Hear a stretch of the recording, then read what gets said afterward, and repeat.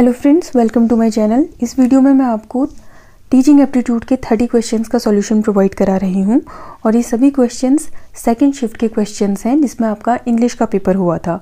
First shift के जो भी क्वेश्चंस हैं 30 उनको भी हम दूसरे वीडियो में करेंगे। इस वीडियो में हम करने जा रहे हैं सेकंड शिफ्ट के 30 क्वेश्चंस टीचिंग एप्टीट्यूड के। तो आइए शुरू करते हैं। पहला क्वेश्चन है, समूह शिक्षण का विकास किया गया। समूह शिक्षण का विकास किसके द्वारा किया गया? ऑप्शंस में करेक्ट ऑप्शन होगा ऑप्शन डी, जे फ्रीमैन द्वारा, क्योंकि इसकी स्टार्टिंग की थी हार्वे और मिशिगन ने और जे फ्रीमैन ने इसे डेवलप किया गया था, क्योंकि यहाँ क्वेश्चन में डेवलप पूछा है। ठीक है। इसके बाद दूसरा है, रोशा का शाही धब्बा परीक्षण में कितने कार्ड का प्रयोग किया गया है? इसका करेक्ट आंसर होगा ऑप्शन सी, 10 कार्ड्स का यूज़ किया गया है इसमें। इसके बाद नेक्स्ट है, विद्यार्थी द्वारा इतिहास कक्षा में सीखी गई अवधारणा का उपयोग हिंदी कक्षा में किया जाता है, यह उदाहरण है। इसका करेक्ट आंसर होगा ऑप्शन बी, धनात्मक अंतरण यानी कि पॉजिटिव ट्रांसफ़र का। कुछ लोग इसका बायलिटरल भी कह रहे हैं, लेकिन बायलिटरल होने के चांसेस बहुत कम हैं। इसके बाद नेक्स्ट क्वेश्चन है, राष्ट्रीय पाठ्यक्रम की रूपरेखा 2005 के अनुसार अंग्रेजी विषय को किस कक्षा से अनिवार्य किया गया है? इसका करेक्ट आंसर होगा ऑप्शन बी। इसके बाद नेक्स्ट है, टर्मन के अनुसार मंदबुद्धि बालकों की बुद्धि लब्धि होती है।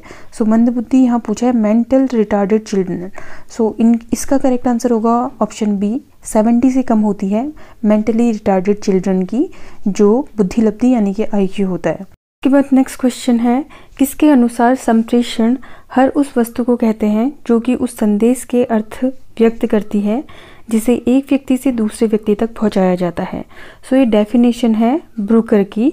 ऑप्शन बी यहाँ पर करेक्ट आंसर होगा। इसके बाद नेक्स्ट क्वेश्चन है, क्वेश्चन नंबर 7। यहाँ पर भी एक डेफिनेशन दी है, किसने कहा है कि मूल्यांकन को एक क्रमबद्ध प्रक्रिया के रूप में परिभाषित किया जा सकता है जो हमें बताती है कि छात्रों ने किस सीमा तक किन शैक्षिक उद्देश्यों को प्राप्त किया है। अब ये डेफिनेशन है टेलर की, TYLER, और टेलर जो है वो ऑप्शंस में अवेलेबल नहीं है। तो आई थिंक इस क्वेश्चन को आयोग को कैंसिल कर देना चाहिए। इसका मैं आपको प्रूफ भी दिखाती हूँ। ये है प्रूफ इस क्वेश्चन के लिए। ये B.Ed की बुक से लिया हुआ एक पेज है। यहाँ पर आप देख सकते हैं, टेलर ने डिफाइन किया है इवैल्यूएशन को as a systematic process of determining the extent to which educational objectives are achieved by pupils. तो इसे आप मैच कर सकते हैं। ये है टेलर की डेफिनेशन और ऑप्शंस में टेलर अवेलेबल नहीं है। ये क्वेश्चन आयोग को कैंसिल कर देना चाहिए। अगर वो कैंसिल नहीं करते हैं तो आप लोग अपने स्तर से इसे कैंसिल कराने का ट्राई कर सकते हैं। इसके बाद नेक्स्ट क्वेश्चन है, पूर्व दृष्टि सीखने के किस सिद्धांत में निहित होती है? इसका करेक्ट आंसर होगा ऑप्शन ए, अंतर्दृष्टि द्वारा अधिगम का सिद्धांत। पूर्व दृष्टि यहाँ पे फोरसाइट है और ये इनसाइट थियरी में यूज़ की जाती है। इसके बाद नेक्स्ट है, क्रियात्मक अनुसंधान का प्रथम पद है। इसका करेक्ट आंसर होगा ऑप्शन डी, समस्या को पहचानना या आइडेंटिफिकेशन ऑफ अ प्रॉब्लम। इसके बाद नेक्स्ट है, बाह्य अभिक्रमित अनुदेशन को कहा जाता है। एक्सट्रिंसिक जो प्रोग्राम इंस्ट्रक्शन है उसे हम कहते हैं लीनियर अभिक्रमित अनुदेशन। इसका करेक्ट आंसर होगा ऑप्शन ए। इसके बाद नेक्स्ट है, शिक्षा का अधिकार अधिनियम 2009 के अनुसार आर्थिक और सामाजिक रूप से पिछड़े वर्ग के बच्चों के लिए निजी विद्यालयों में सीट आरक्षित है। इसका करेक्ट आंसर होगा ऑप्शन ए, 25%। इसके बाद नेक्स्ट है, निम्न में से कौन सी उत्तम परीक्षण की विशेषता नहीं है? इसका करेक्ट आंसर होगा ऑप्शन डी, सब्जेक्टिविटी। इसके बाद नेक्स्ट है, संबंधवाद का सिद्धांत किसके द्वारा प्रतिपादित किया गया है? इसका करेक्ट आंसर है ऑप्शन बी, थॉर्नडाइक की जो ट्रायल एंड थियरी है इसे हम बॉन्ड थियरी भी कहते हैं। इसके बाद नेक्स्ट क्वेश्चन है, भाटिया बैटरी सामान्य बुद्धि परीक्षण में कितने उप परीक्षण हैं? इसका करेक्ट आंसर होगा ऑप्शन बी, 5। इसके बाद नेक्स्ट है, मूल्यांकन का संबंध शिक्षण की किस अवस्था से है? इसका करेक्ट आंसर होगा ऑप्शन सी, शिक्षण के पश्चात क्रियावस्था यानी कि post active phase of teaching. इसके बाद नेक्स्ट क्वेश्चन है, ह्यूरिस्टिक विधि के पदों का सही क्रम होता है। इसका करेक्ट आंसर होगा ऑप्शन सी, सबसे पहला होगा समस्या उत्पन्न करना, तथ्यों की खोज करना और परिकल्पना का निर्माण करना। इसके बाद नेक्स्ट है, अभिवृत्ति मापन की स्केलोग्राम विधि का प्रतिपादन किया। इसका करेक्ट आंसर होगा ऑप्शन ए, इसका प्रतिपादन किया था गटमैन ने। इसके बाद नेक्स्ट है, अधिगम का वक्र ग्राफ द्वारा प्रकट करता है। सो अधिगम का वक्र यानी कि जो लर्निंग कर्व है वो क्या रिप्रेजेंट करता है? सो वो करता है progress and rate of learning. So option A अधिगम की उन्नति एवं गति इसका करेक्ट आंसर होगा। नेक्स्ट क्वेश्चन है अधिगम का वक्र ग्राफ द्वारा प्रकट करता है। तो इसका करेक्ट आंसर होगा ऑप्शन ए अधिगम की उन्नति एवं गति को, यानी कि progress and rate of learning. इसके बाद नेक्स्ट है व्यक्तित्व मापन उपकरण 16 PF प्रश्नावली का निर्माण किसके द्वारा किया गया है? तो इसका करेक्ट आंसर होगा ऑप्शन सी कैटल ने किया था 16 PF क्वेश्चनर का निर्माण।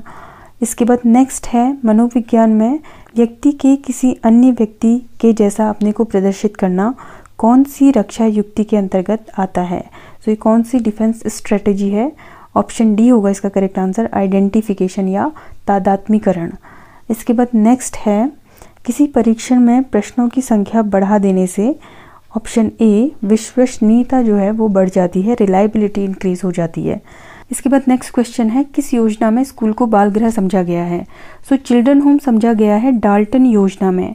सो डाल्टन योजना को ही हम ठेका योजना भी कहते हैं।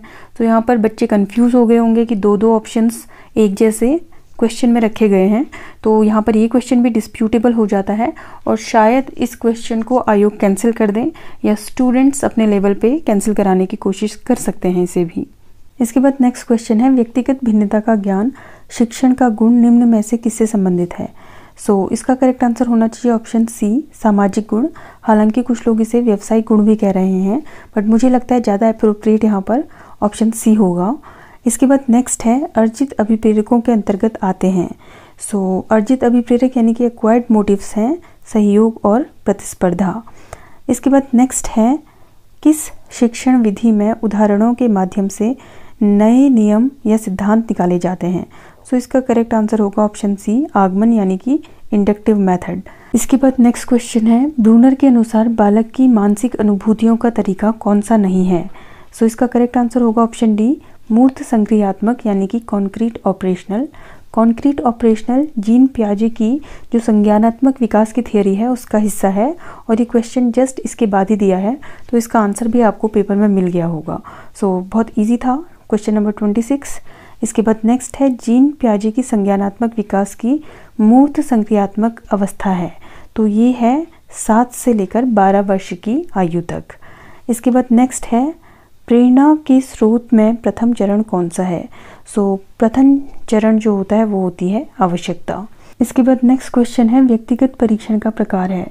सो इसका करेक्ट आंसर होगा ऑप्शन ए वेशलर बेलव्यू परीक्षण। इसके बाद नेक्स्ट क्वेश्चन है ऐसे व्यक्ति जो सीधे अपने क्रोध को अभिव्यक्त नहीं कर पाते हैं, तो इसका करेक्ट आंसर होगा ऑप्शन बी धार्मिक। सो फ्रेंड्स ये थे सभी क्वेश्चंस। अगर आपको किसी क्वेश्चन में कोई डाउट है तो आप उसे कमेंट सेक्शन में लिख सकते हैं। आज के वीडियो में इतना ही। इसके बाद जो नेक्स्ट वीडियो आएगा उसमें जो मॉर्निंग शिफ्ट है उसमें जो 30 क्वेश्चंस हैं उनकी जो आंसर्स हैं वो आपको प्रोवाइड करने की मैं कोशिश करूँगी। Till then stay tuned and thanks for watching this video.